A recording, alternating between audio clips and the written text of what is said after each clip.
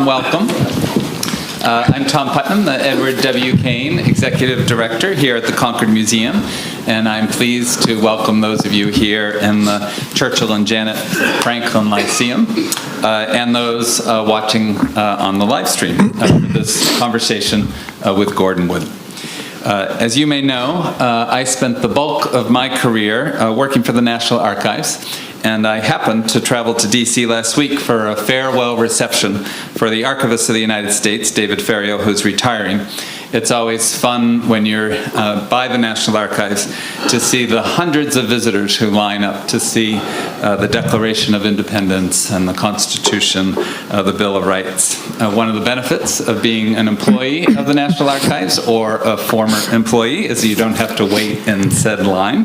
And I snuck through the back door this week and visited those documents myself, but feeling more informed than ever before, having read on the plane ride down from Boston Professor Wood's newest book, Power and Liberty, Constitutionalism in the American Revolution. I so enjoyed this new volume, and I highly recommend it to all of you joining us this evening. The book will be on sale after the forum, and I didn't check, but are you okay with signing copies? Sure. Professor Wood will sign your copies. In scanning a number of the very positive reviews, almost all of them open with a superlative, similar to this one from the National Review. No living historian has done more to illuminate the origins of our constitutional heritage in the Revolutionary era than Gordon Wood. His latest book adds to this record. Or from Foreign Affairs, many historians view Wood as the greatest living scholar of the American Revolution. The review goes on, this book distills the core insights of a long career into a single volume that grabs the reader's interest from the first page and never lets go. Professor Wood explores the debates that shaped the United States' future governance, the invention of the radical concept of popular sovereignty, and the forming of the country's founding documents. The book covers power, liberty, concepts of representation and rights, slavery, and the emergence of a judicial branch which arguably has more power to shape lives than any other judiciary in the world. It is no discussion of abstract principles. The relevance of the founding documents to today's disputes is evident throughout the volume. Gordon Wood is the Alva O. Way University Professor and Professor of History Emeritus at Brown University. He's the author of many books and has countless awards to his name, including a Pulitzer Prize, the Bancroft Prize, and pride of place, since we are sitting on land once owned by him, the Ralph Waldo Emerson Prize. Moderating tonight's discussion is Richard Brown, Board of Trustees, Distinguished Professor of History Emeritus at the University of Connecticut, a past president of the Society of Historians of the Early American Republic and the New England Historical Association. Professor Brown is also the author of numerous books, including Self-Evident Truths, Contesting Equal Rights from the Revolution to the Civil War, and The Hanging of Ephraim Wheeler, a story of rape, incest, and justice in early America, which he co-authored with his wife, Irene Brown, who is here with us this evening. The Revolutionary era, Professor Wood writes, quote, was the most creative period of constitutionalism in American history and one of the most creative in modern Western history. Rarely has any nation, in such a short period of time, discussed and analyzed so many different issues of constitutionalism and created and secured so many political institutions that lasted for more than 200 years, unquote. And to discuss and analyze that history for us this evening, it's an honor for me to introduce Dick Brown and Gordon Wood.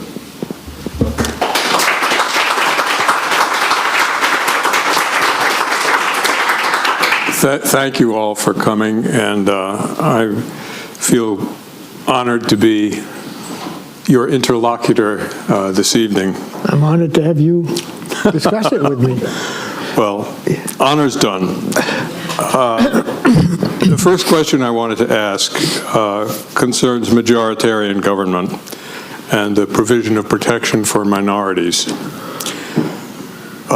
Perhaps this is the chief challenge for a majoritarian government, to provide protection for minorities. And I'm wondering whether the Constitution treats that challenge and whether it succeeds. Well, that's certainly what Madison was worried about. He called it majoritarian factionalism. The state legislatures, which had been given tremendous powers in the state constitution writing of 1776-77, were running amok and passing all kinds of legislation. As he summed it up in his brief essay, Vices of the Political System of the United States, which was a working paper. He never published it, but sums up his thinking quite nicely. You can call it up on your smartphones and read it, because it's very short. He talked about the multiplicity, the mutability, and the injustice of all these laws, and they brought into question, that was what was really at the heart of his crisis, they brought into question the fundamental principle of Republican government, that is, that majorities are the best instrument for governing. And if he had followed, I mean, there were alternatives. He could have gone to monarchy, could have gone back to monarchy, but he said, no, I want to stay within a Republican system. I want a Republican remedy for Republican ills. And so he's concerned about the way in which majorities in these state legislatures were oppressing, in his mind, oppressing minorities. In his case, one particular minority, one which we will not have much sympathy for, that is creditors. That's the one he was most concerned about. Paper money was being issued, and it was depreciating the currency, and people who lent money, elites, as we would call them, wealthy people, were sort of banks for the neighborhood, and there were no banks. So if you wanted to borrow money to buy a new heifer or some more land, you had to go to your rich man on the hill and borrow from him. And he would lend you the money in gold and silver, and now he's being paid back in depreciated paper. And this seemed to be an injustice. That's the kind of thing he's talking about. I mean, I can sum up quickly what he meant by mutability. The laws were being changed so often because the state legislatures are now elected annually, which was an innovation outside of New England. And the turnover rate in some of these state legislatures was 60%. So you can imagine every year a whole new group of people come in with all their ideas, new promotions, new issues, and so you have a multiplicity of legislation. More laws passed, said Madison, in the 10 years since the Declaration of Independence than in the entire colonial period. So you have mutability, changing laws. The judges don't know what the law is because it's constantly in churning, and we have so many of the laws now that we're totally overwhelmed, and then they're unjust. And that is, in his mind, the crisis, and I think is the most important element feeding into his decision and not his alone, because he consulted with his fellow Virginians and others elsewhere who were sympathetic to his points of view, to create a new federal government. That's what he meant by majoritarian factionalism, and he's concerned about minorities, a minority that we probably wouldn't have much sympathy for, but nonetheless the principle is there in his thinking. Now, this isn't part of the Constitution as written in 1787, but as the Constitution emerges in the 90s, what protections are there for minorities in the Constitution? Well, you have the addition, of course, of the Bill of Rights, which the Convention of 1787 ignored completely, and only in the final days did George Mason, who had written the Virginia Bill of Rights, suddenly says, well, we don't have a Bill of Rights. We should have a Bill of Rights. And you can imagine, after 4 months of sitting there in the heat in Independence Hall, they all groaned with Mason's excited. And there's a proposal to have a Bill of Rights, and it's voted down by every state. But But the anti-federalists, the opponents of the Constitution, make a big deal of this. And Jefferson, who's over in France as Minister to France, picks it up, and he's very sympathetic to this point of view. And he writes a letter. He writes to Madison, but Madison doesn't publicize this letter, but he writes the same letter to a Marylander who puts it into the newspapers, and suddenly the country knows that the famous Mr. Jefferson wants a Bill of Rights, and Madison groans and says, "Oh, boy." And he decides that he better do this. If he wants, it's more complicated. He has to run for election to get into the House. He hoped to be in the Senate, but Patrick Henry iced him out of that, and he ended up running against a young military officer. It was a close election, actually. James Monroe was his opponent, but he ekes out a victory, and he had promised his constituents. He had to electioneer, which gives you an idea of how different that world is from our own. He says, "Do I have to really make a speech?" He says to his colleagues, and they say, "Yes, you have to go and at least make a speech to electioneer." He thought that was beneath him, but he makes a speech and promises his constituents that if he gets into office, he will promote a Bill of Rights, which he does. And so he authors the Bill of Rights more than any other person. He's more responsible for the Bill of Rights in a sense than he is for the Constitution. So you have that protection built in for minorities. Though, of course, also there are states such as Massachusetts that make their approval of the Constitution conditional on a Bill of Rights. So there's a lot of pressure. Right. No. Coming from he has 200 amendments coming in that have been proposed by the various state ratifying conventions, and he picks and chooses which ones he wants, and most of them, with the exception of maybe the 10th, are really innocuous. That is to say, they're common law amendments. What the anti-federalists wanted were really substantial amendments that would weaken the taxing power and the power of the federal government. But Madison doesn't want to do that. This is the best he could do, and he wants a strong federal government.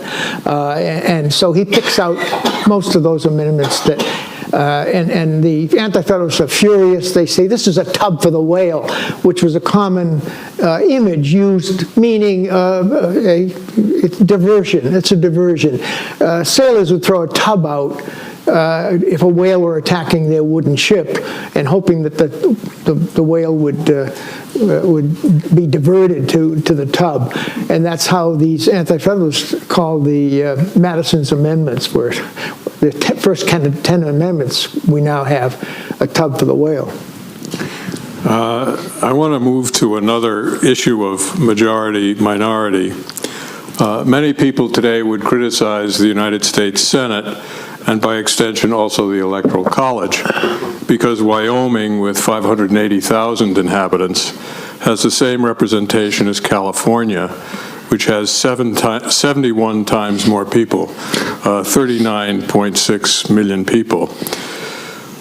So Wyoming is what the English called a rotten borough. But one could also point out that in 1790, Virginia, with 450 whites, had the same representation in the Senate as Rhode Island, though Rhode Island had only 68,000 people. So Virginia had 6.6 times as many whites as did Rhode Island. So there you have the Senate of 1790 and the Senate of today. Were the founders comfortable with a measure of minority rule? Should we be comfortable with minority rule? They didn't see it as minority rule. We have to remember, in 1776, you got 13 states, real states.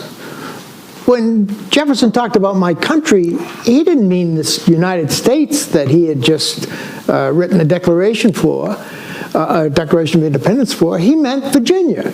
When John Adams talked about my country, he meant Massachusetts. So these 13 states come together in a treaty, just like the EU, a treaty, which becomes the Articles of Confederation. So you have to think of the original government, the Confederation, as the way we think about the EU. You don't think about whether Denmark is much smaller than, say, Netherlands much smaller than France or Germany, but each of them thinks of themselves as a country, as something separate. And that's how you have to think of the United States. It had a literal meaning, the United States, that we've lost. And the states for us now have become mere administrative units, but they were countries for these people. And so that's the problem that is faced. In fact, in 1776, I don't know of anyone, and maybe you know, Dick, but anyone in his wildest dreams who ever imagined a kind of government that was created 10 years later. Nobody suggests it, nobody even dreams about it, nobody mentions anything like that. It's beyond their ken. And yet 10 years later they create this extraordinarily powerful government. It's the same government we have today.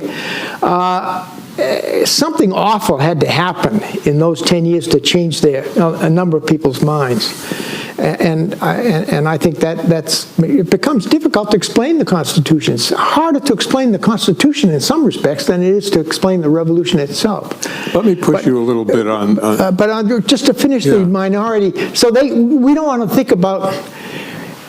For us today, of course, it is an appalling situation, but we have to realize that can never be remedied unless you destroy the Constitution.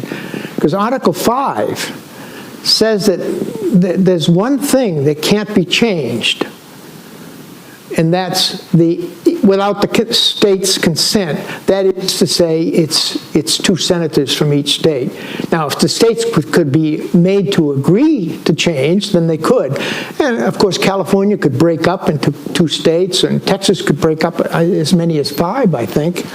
But that's the only solution, because the Constitution, that's the one thing that can't be amended in the Constitution.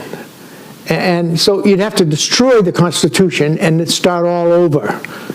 And God forbid if we had to do that again. I mean, it would not be the same kind of convention, because the press would be there, and it would be a total nightmare. But go ahead, I'm sorry. Well, what I was wondering about, you said that, in 1787 they created this radically different government, this powerful central government with which we now live. Do you think they thought of it as an extraordinarily powerful central government in 1788, 1791, etc.? I mean, it seems to me that you're treating the anti-federalists' rhetoric about this great Leviathan, which is being created, as if people really believed that. I look at the size of the government in 1790, and, it's a handful of people. The central government, apart from Congress, but the executive branch, will fit in this room. There are more people in this room than are in the executive branch. Sure.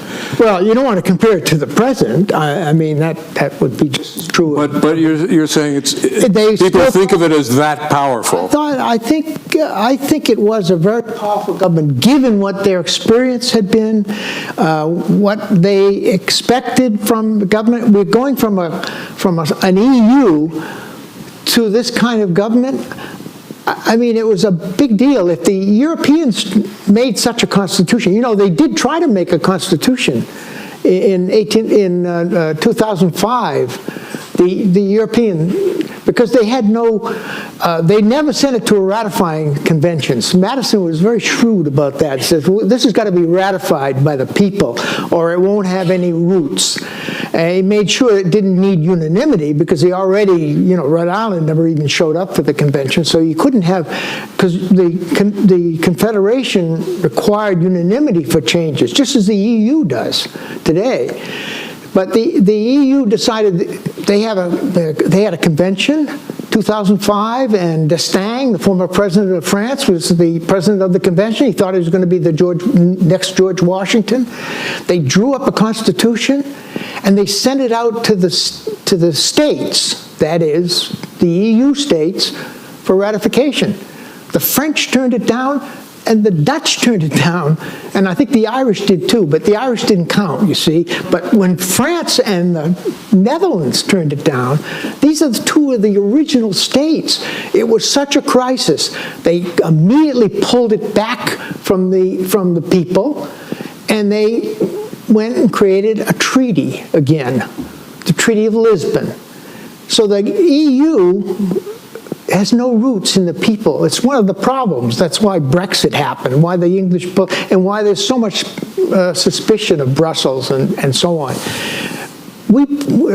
Madison was very smart and knew that it needed some foundation in the people, and he sent it out to this for these ratifying conventions. I'm sorry, I moved away. No, that's from your fine. point. That's fine. I wanted to ask you a little bit, thinking about the creativity of the period and constitutional thinking. So the Americans create this three-branch government. I wonder if you'd elaborate a little more on the reasons why they create three branches and the relationship of those three elements of government. Well, the creativity is not just because they were used to that. I mean, they had they had miniature English constitutions, each of their colonies. Massachusetts had a lower house of representatives. It had a council, small, appointed by the well, it's actually appointed by the general court, but in most cases, in most other colonies, it was appointed by the Crown, the council, and that stood for the House of Lords, and then they had a governor, a royal governor. And so that was natural that they would think in those terms, because it's balanced government, and it's left over from the ancient Greeks. The governor represents monarchy, the lords or the middle branch represents the aristocracy, and the lower house represents the democracy. But the real creativity, I think, comes from, first of all, the written Constitution and being able to amend it, and how do you change it, and how do you form a written Constitution that is different from ordinary legislation. That's not easily arrived at. When they first create their state constitutions, and again, we should realize those state constitutions in 1776 are far more important in some respects than the federal Constitution, because the federal Constitution is derived from that experience. They create the tripartite system with a lower house, a middle branch, and a governor. But they also have bills of rights. But they had a problem of how do you make the Constitution fundamental. They knew it was a kind of fundamental law, but how do you protect it from legislation? How do you change it? Well, they have different, I think in Maryland they said, well, have two successive legislatures can change the Constitution. And then I think Delaware said, well, a supermajority, 5/7 of the legislature can be changed. But that didn't work, and people wrestled with that, especially Jefferson. He wanted something that would be immune to future legislative tampering. And it's Massachusetts, this state, that comes through with a solution. In 1780, they create a special convention that draws up distinct from the legislature, that draws up the Constitution. Then the Constitution is sent out to the people for ratification. They had tried to do that in 1778, and the people turned it down, mainly because they hadn't had a special body creating it.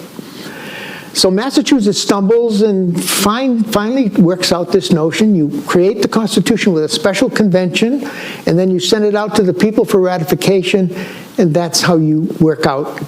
That's an innovation. The French were, when they come to make 10 years later, several years later, 12 years later, when 1789, to create their own constitution, they followed the American practice that had been worked out by Massachusetts. And Madison follows the same thing in 1787, 7 years later.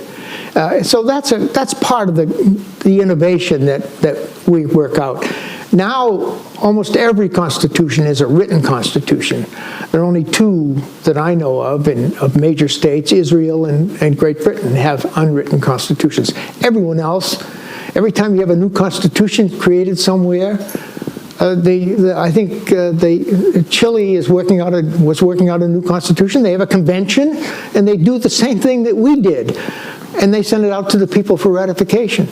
So the pattern was set there, and I think that was a creative moment in our. I want to ask you about another piece of this. I was thinking of the tripartite with executive, legislative, and judiciary. And one of the things that strikes me is that nowadays, people frequently speak of three co-equal branches of government: the executive, the legislative, and the judiciary. As I read the Constitution and see the early U.S. government, I certainly don't see the judiciary as co-equal. And I'm wondering what you think about where the judiciary fits in this set of balances. Well, that doesn't happen right away. I think there is a development, although I would say the institution that develops most in this period, right up through the early first decade of the 19th century, is the judiciary. But what they meant by separation of powers, which is we often use this rather loosely, and maybe we even use it to mean these three: legislature, executive, and judiciary. But what they meant by separation of powers, and that's the other innovation, is separates us from Great Britain at that moment. They were developing. They hadn't yet worked out clearly their parliamentary, cabinet-responsible government, where His Majesty's ministers are members of the legislature simultaneously. And that's still true, as you know. In England, you have to be a member of the House of Lords or the House of Commons in order to hold a ministerial position. Americans felt that that is corruption. That's the way the crown bought off people. They give them an office in the executive, and you give a member of the legislature or the parliament an office in the government, and he's bought off and corrupted and made to vote with the crown. We're going to stop that, and that's so we write into the state constitutions of 1776 a prohibition on the holding of all members of the judiciary and the legislature from simultaneously holding office in the executive. So that when Hillary Clinton was appointed, a senator from New York, is appointed Secretary of State, she has to give up her seat in the Senate. Now that's the exact opposite of the English practice. If a minister in England loses his or her seat in Parliament, he or she has to step out of the ministry until they can find another seat for him or her to get back in. That's what they meant by separation of powers. It set us off in an entirely different direction from the English parliamentary system. Some people would say, mistakenly so, that the parliamentary system is a far more better operating system than our presidential system. And many people in the world think the same way, although there are many people who've copied us and have strong presidents. But many people would be more happy if they could find a system similar to what the English have, because there's none of this deadlock. And when the government gets into control, it is in control. And we went off in a very different direction. That's what they meant by separation of powers. It later took on one of those meanings that expands to express, I think, the difference between the judiciary, legislature, and executive. There's no doubt the judiciary is the office, however, that really benefits. By 1780s and 90s, it's become a major check on legislative abuses, and therefore a check on democracy. The judiciary is an undemocratic part, the least democratic part of the government. It's not elected in the federal system, at least. Hamilton's Federalist 78, he's trying to defend the judiciary against legislative abuses that are going on in New York. And so he says, people have been criticizing the judiciary because it's trying to curb the legislature. And he says, well, who do these legislators think they are? This is essentially, I'm summing up Federalist 78. He says, who do these legislators think they are? They're not the people. They're just agents of the people. And the judges, even though they're not elected, they're also agents of the people. And so why should the House of Representatives be so upset? And he tries to belittle the legislature and enhance the courts. Of course, he didn't realize that once people begin thinking of if the judges are agents of the people, then maybe we should elect them. And the first suggestion I've been able to find was in 1805. Somebody begins drawing out the logic. This is how arguments develop. He draws out the logic of Hamilton's argument. Well, if they are agents, then we should elect them. And he makes that point. Now, the election of judges doesn't really take off until the Jacksonian era. But you can see, if you're going to use that argument, you better watch out for the consequences of it. Hamilton, the last thing he would have ever wanted was elected judges. But right now, we have about 39 states that elect their judges. You don't do this in Massachusetts. And the East Coast, the old 13 original states are better at this. But from the rest of the country, there's a lot of elected judges. Sandra Day O'Connor was appalled by this. She spent the last years of her retirement, before she became ill, going around trying to talk these states that were electing their judges out of it, because it turns these judges into politicians. And of course, they begin campaigning and they begin taking party, identifying with parties. But the federal judiciary has remained immune from that. We'd have to take a constitutional amendment. And we have an extraordinarily independent judges. Now, I have a chapter on the development of the judiciary. The crucial thing is to, I think, in the development of judicial review, is to regard the Constitution as law. It's a fundamental law, but it runs in the court system. The idea of the Constitution as running in the court system and therefore could be invoked in a dispute is what I think is the most important element in the development of judicial review. And it takes a while for that to happen.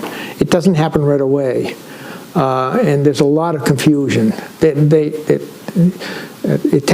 It's really not until you get to Marshall's court that you get what I would call a fully developed judicial review. Even though there are cases earlier that people pick up, I don't think they're important. I want to turn to something that's been much in public discussion in the last year or two. We hear criticism of the Founding Fathers because so many of them were slaveholders. How should we think about the place of slavery in their lives and in the early republic? Well, as we were talking earlier, I just read today that Harvard has, and you'll see it in the papers, I guess, tomorrow.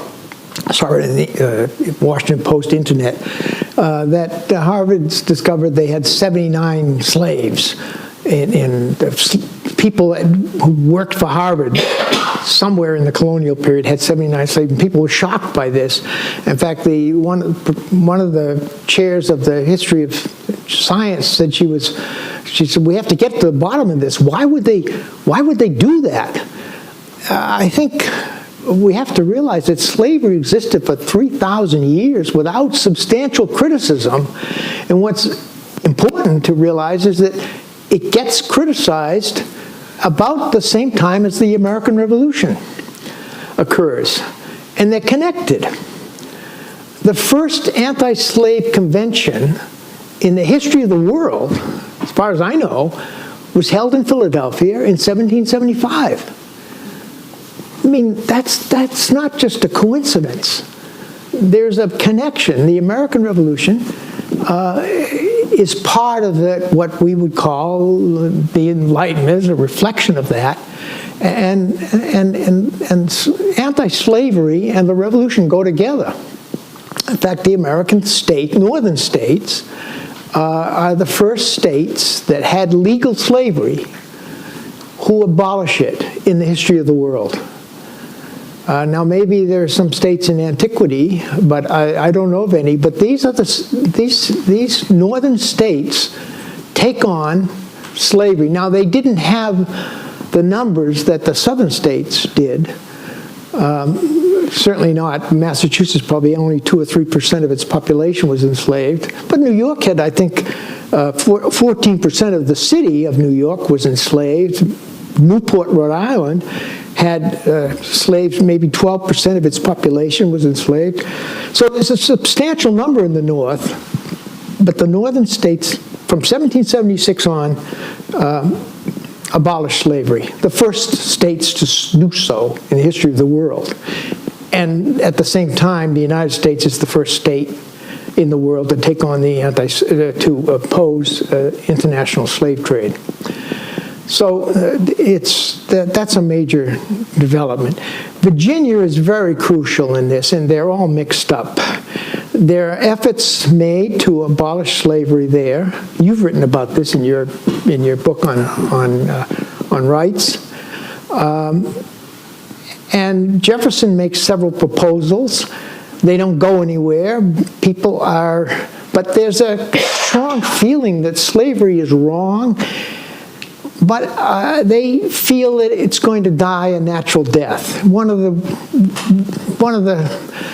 things that happened in Virginia, of course, doesn't grow cotton. Tobacco is drying up the soil, and they are looking for alternative products. Wheat, they begin growing wheat. Wheat does not require the labor that tobacco did, so they have excess slaves, and they begin renting them out to people, small manufacturers, artisans in Richmond and Norfolk.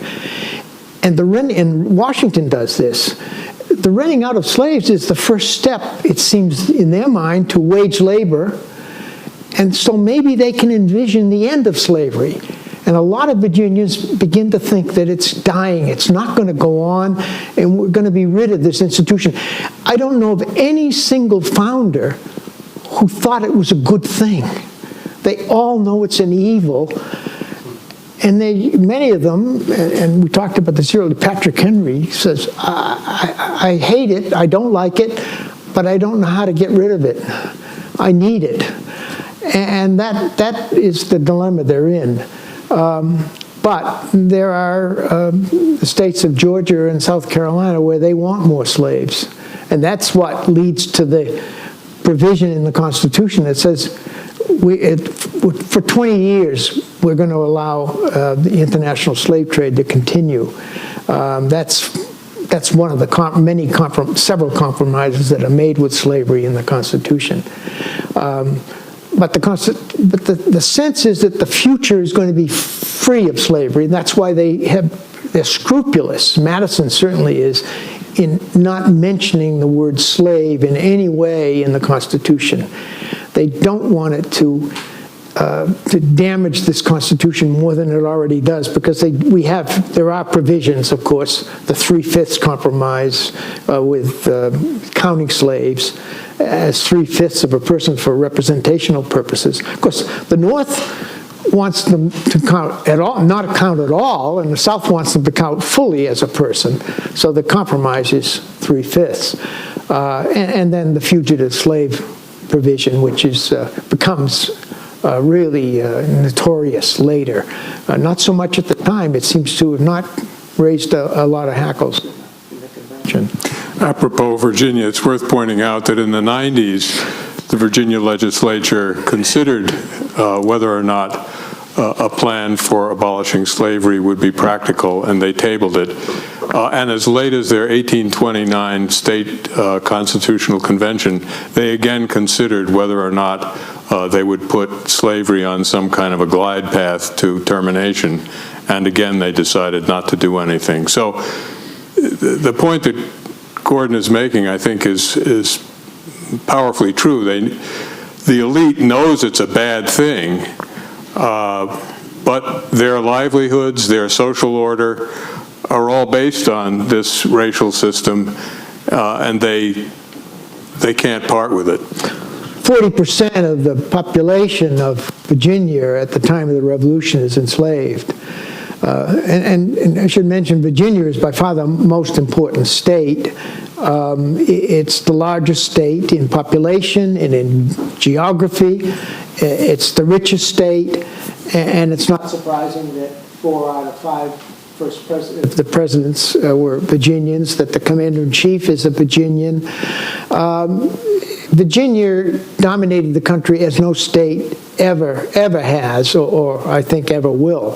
It just, so as Virginia goes, so goes the nation. So if, you know, the Connecticut Compromise, which is what leads in July, which led to the two senators from each state, the small states simply wouldn't put up with proportional representation in both houses. Madison considers that a defeat. Not a compromise at all, and he caucuses with his Virginia colleagues and some of the other nationalists like Wilson from Pennsylvania to say, let's walk out. Some people have said, yeah, let's just leave. And of course, if Virginia had left, that would have been the end. If without Virginia, you don't have a United States. So that's a crucial moment, and they decide, all right, we'll stay. But it's not a compromise for Madison, and some people have led to, from that, have led to the conclusion that they think he can't be the father of the Constitution because he missed, he didn't get what he wanted. I think that's a little. I think that's wrong. I want to ask you a question that's in certain ways personal, but I'll frame it in terms of myself and then say, what about you? The Constitution and the work of the founders doesn't look as good to me today as it looked in some decades past. Recent political history has led me to wonder about the brilliance of the founders and the structure that they created and that we have since developed out of their structure. And I'm wondering if it looks as good to you today as it did 20 years ago or 40 years ago or whatever. Well, you don't want to ever think, I don't think about the Constitution quite that way. I'm a historian, not a lawyer.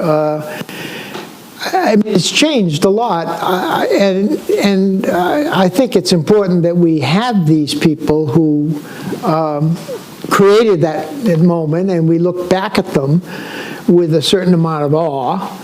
But we have to realize that they aren't superhuman, and I would say, you know, any of them who lived into the next century, into the 19th century, and saw what was developing, were disillusioned with what they had wrought.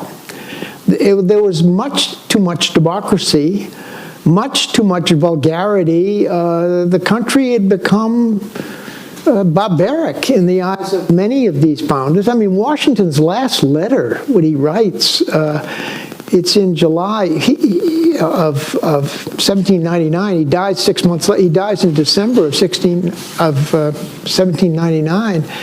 And he says, you know, you could put a broomstick up as president. There's Trumbull of Connecticut writes to him and says, you got to stand for election again. We got this madman, this radical Jefferson who's running, and he might win the presidency. You've got to stand again. You know, forget about John Adams. You're going to have to be the president again. And he says, forget it. He says, you could put a broomstick up and call it whatever the party is, and it'll be elected. He says, it's all gone. And he's really disillusioned. He's very, very, it's a sad moment because he doesn't realize it's going to be, he's only 67. I mean, I consider that quite young. And he died 6 months later. So these are human beings. They're not gods. And the world, the Constitution has changed tremendously. We think of it as a written Constitution, but it's only 8,000 words. Most of what our constitutionalism is unwritten. We have as much unwritten stuff as the British do, and they always talk about their unwritten constitution. They have some written documents too, Magna Carta and the Bill of Rights and so on. Well, we have a lot of written documents, including the Constitution, but we have what allows us to operate is our unwritten Constitution, and that's what's being endangered now. It's not the Constitution that's failing us. It's our unwritten Constitution, if you will, the customs, the conventions by which we live. And that's a democracy that doesn't have its conventions straight is going to be in trouble. And I don't care how strong your written constitution is. Written constitutions are not really all that important. I mean, the Soviet Union had a written constitution. What does that mean? It sounds great if you read it. You say, ooh, that sounds wonderful. But that's not the way they operated. And the same thing is true of us. What really counts is the way we operate our system. Thank you, Gordon. I want to now thank the audience for listening quietly and invite people to ask questions of Gordon as you wish. Please speak loudly. We're trying to record this. Oh, we have a microphone. And please address your questions directly to Professor Wood. Or you too. You can.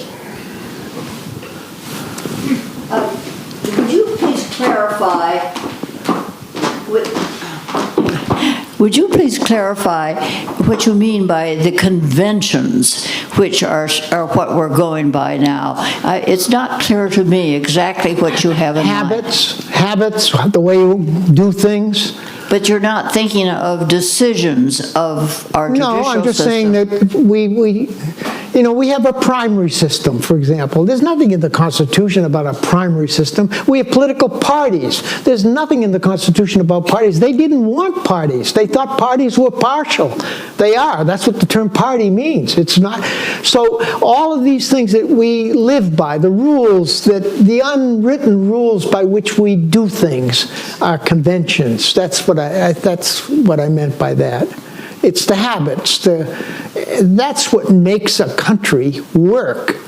And if those conventions are contested and they fall apart, and you're in trouble. And they've been under pressure, I think. I'll just follow up with, of course, in the Supreme Court right now, there's a split between those who want to go by the written word, essentially. How are these conventions being used by the Supreme Court?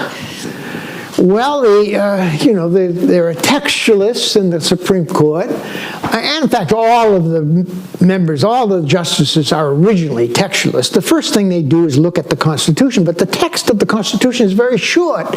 So then you have the precedents of other court cases.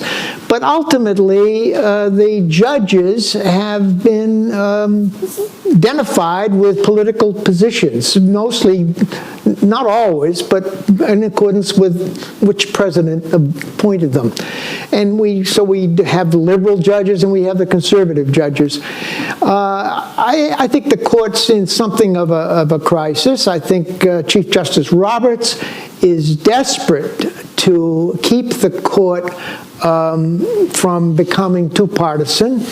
He is going to become a swing voter, as we said. He's going to replace Sandra Day O'Connor and Justice Kennedy, and he's going to try to play that role, I believe.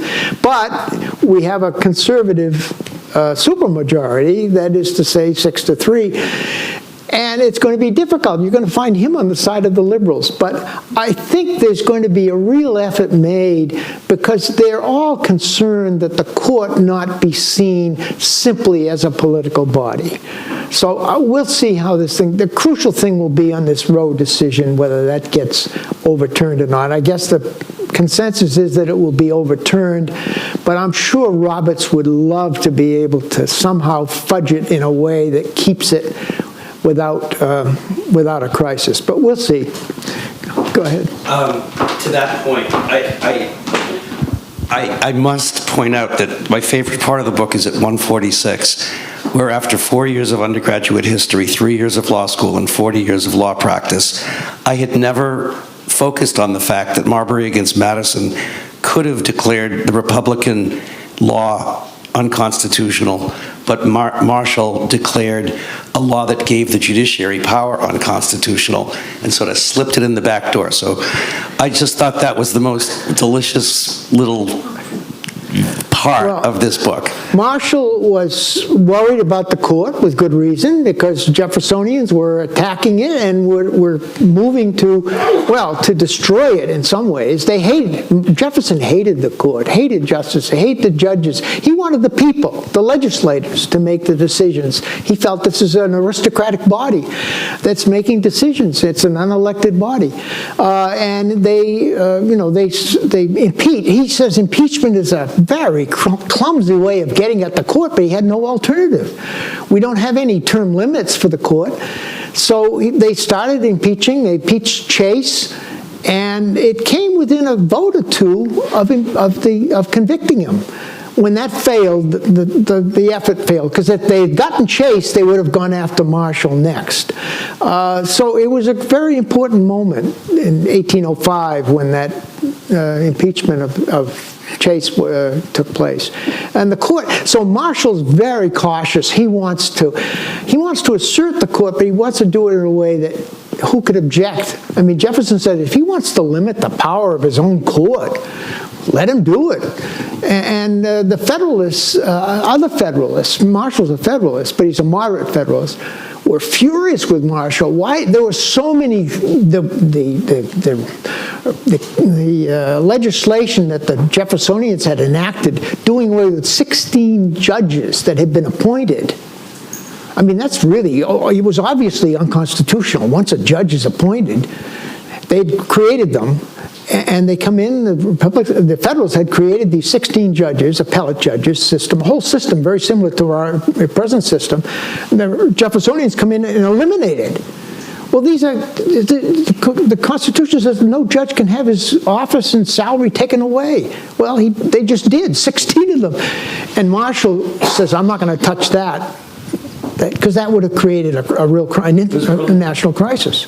So Marshall just, that Marbury decision is so beautifully done because he limits the power of the Supreme Court to issue writs of mandamus. It's brilliant, and he does. That's his whole tenure for the first year is limiting the court's power, but asserting it at the same time. There's a question right here. I have a comment and a question. My comment is about the power to amend the Constitution to change the Senate. There is a provision in the Constitution which says it requires 100% of the states to change the 2 votes per state. But I don't think there's anything in the Constitution that prevents you from changing the powers of the Senate vis-a-vis the House, and therefore you could adopt amendments which would make the American Constitution. Well, let me read it. This is Article 5. It says,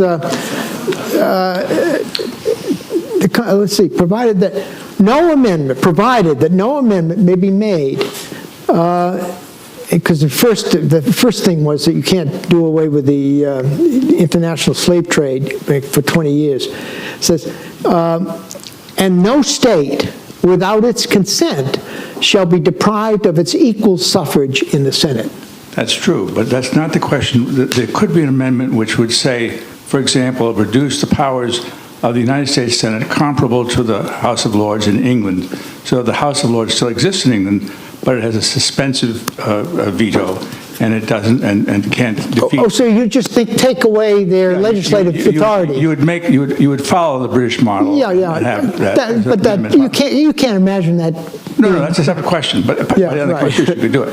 But my question is, what would, in your view, was the view of the founders in terms of what are unalienable rights? And where do those unalienable rights come from, and which rights are unalienable and which rights are alienable? There's the man to answer that. Go ahead. He wrote a book on this. The founders, they're not a unified group. Different founders have different ideas about what rights are alienable and inalienable. But I would say more broadly that the Declaration of Independence is for them aspirational rather than operational. And I would certainly say that in Pennsylvania, particularly perhaps in Massachusetts, early in the 1780s and 90s, there's a broad extension of rights. But if we take, for example, free speech and freedom of religion, it's generally assumed that states have the power to regulate religion. And some states have established religions, some don't. There's a trend away from privileging religion, so that by the 1830s, 1840s, generally equal religious rights are widely accepted. The rights of women are nowhere respected in a full way across the 19th century. The first state to enfranchise women is Wyoming in 1879, I believe. And in general, the Western states enfranchised women before Eastern states did. It took, the amendment of... But Dick, isn't the crucial thing that these are Englishmen? The rights of Englishmen precede the rights of Americans. They're inheriting a tradition. That's a very important part of their... Sure. Even the right of assembly, the right of free speech, those are English rights embodied in their... But, the right of free speech is limited by the law of seditious libel, so... Well, it's not free speech as we understand it. Yeah, it certainly isn't free speech as we understand it. And, both Federalists and Jeffersonians prosecuted journalists for publishing attacks on public figures. But the English believed in free speech versus the French because you could publish anything you wanted to. You didn't have a prior censorship, which is what the French had. Yeah, prior restraint is the issue, but Right. of course... And then you pay the penalty if you've libeled somebody, then you can have seditious libel. But so it's their peculiar notion of free speech, but they were very proud of that free speech, those Englishmen, versus France is always their counterexample. Yeah, and one thinks about writs of assistance and search and seizure, habeas corpus. Those are rights which can be asserted, and if you are well placed in society, you will assert them successfully. But if you're not well placed in society, you probably won't be able to assert them successfully. The issue of wealth and class, access to attorneys, it always matters. It mattered in the late 18th, it mattered in the 19th, and I dare to say it matters in the 21st as well. Let's take one last question. This gentleman here.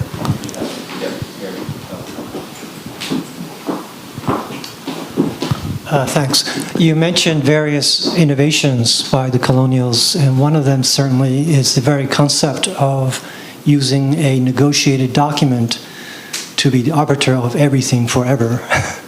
The Constitution itself. Yeah, right. The written document, right. You write a document, you negotiate it, And henceforth, that's it, that's the document. Right. Is there a precedent in European history or ancient history where this was attempted and succeeded, and they based a democracy or a government? But they had written documents before. The English did. Well, In fact, Magna Carta, of course, but in the 17th century, but it didn't last long. And I think most historians would say it was the American experience with its written documents that persisted. And so now, and since World War II, we probably had, I don't know, 50, 60, 70 constitutions created, and they're all written. The only one not is the Israelis. They just developed the way the English did, and how they did that. I mean, they have the same kind of democracy without having a written constitution. But I think it's that written example that we had, so many of them, that led, the French immediately followed with written documents, and they've had their many constitutions, as you know. And from then on, when people talked about constitutions, for the most part, they thought about a written document. I want to add a little addendum, which has to do with the idea of democracy. You notice Gordon pulled a copy of the document out of his pocket and read from it. And the idea that we have a written constitution, that it's published, that it's widely accessible, was seen as a fundamental element of a Republican government. And they believed that a Republican government depended on an informed citizenry. And part of being an informed citizen was to understand the Constitution. Now, we have agencies today that are distributing these little pocket constitutions, but the fraction of the American population that has a clue about what's in the Constitution, I suspect, is pretty small. Before we leave this evening, Dick especially wants to pay tribute to one of those organizations that's helping educate people about our history. You could just stay seated. And I'll let you explain, and then we'll adjourn. 2022 represents the 50th anniversary of the Historical Journal of Massachusetts. And Governor Baker has recognized the journal with the following proclamation. On behalf of the citizens of the Commonwealth of Massachusetts, I'm pleased to confer upon you this governor's citation in recognition of your 50th year of publication and commend the tireless efforts of Westfield State University students and faculty to create such an impactful archive that has become an invaluable resource in understanding the history of Massachusetts and the United States. And one of the early editors of the Historical Journal of Massachusetts is here with us tonight, and I hope he will stand up and we can applaud him and the journal. Here, put the paper down. No, you want to give him this, don't you? Yeah. So, Please do. Thank you very much appreciated. I'm standing in actually for the current editor of the Historical Journal of Massachusetts. That's Dr. Mara Dodge, and without her tireless work and stellar effort over the last several years, the journal would not be what it is today. And there are copies that you can take tonight if you'd like, and you can see the evolution of the journal during the many years that it's been published. But so much of this goes to Mara Dodge, and she's typically doing what she always does. She's helping a friend in need tonight and couldn't be here and asked me to step in. So thank you all. Thank you very much, and it's very much appreciated. Very much appreciated.